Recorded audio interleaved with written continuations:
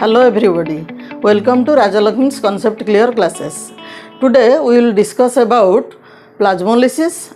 Before we discuss about plasmolysis, we should know three types of solutions in relation to plant cell sap. What are those? The first one is isotonic solution.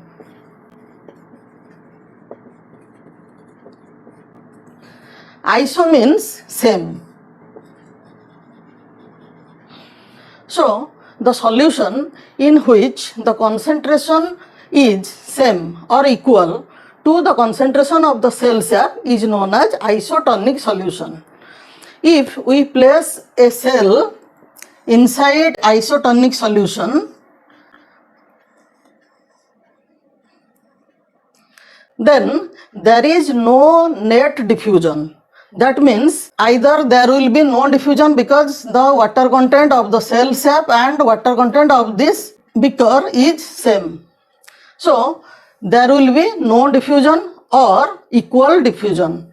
That is, the amount of water comes out is equal to amount of water enter into the cell.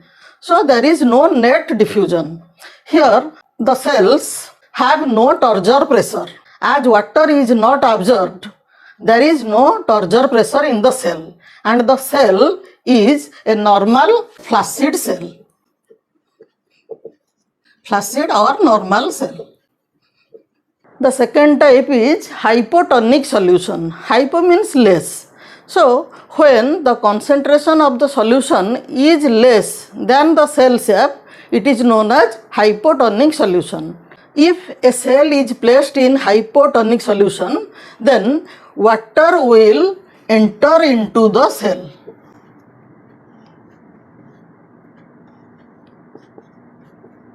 As the solution is hypotonic, the water content is more, and in the cell the water content is less. So water will move into the cell due to endoosmosis, and the cell swells and become turgid, or it is known as turgid cell. The third one is hypertonic solution. So hyper means more. So hypertonic solution is the solution having more concentration than the cell sap. So when the cells are kept in the hypertonic solution, the water from the cell comes out of the cell.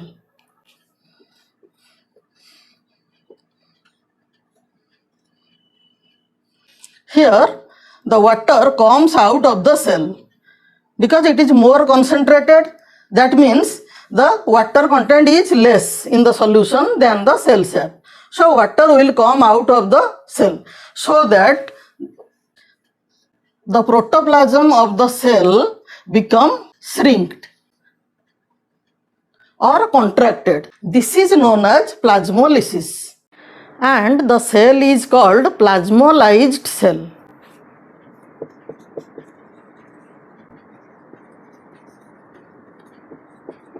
So plasmolysis is the shrinkage of the cell protoplasm due to exosmosis when the cell is placed in hypertonic solution.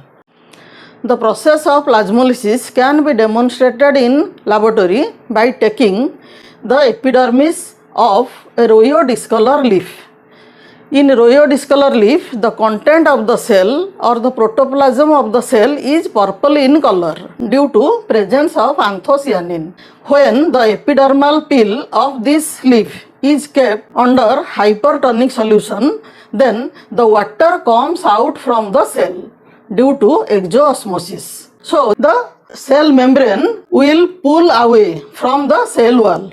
This is known as incipient plasmolysis. When this cell is kept inside water or a solution having low concentration, then the cell again will absorb water and come to its normal position. But if the exosmosis continues, then all the liquid or all the water present inside the cell will come outside, so that the protoplasm become more and more contracted towards one side, and the vacuole becomes smaller and smaller because water comes out from the vacuole.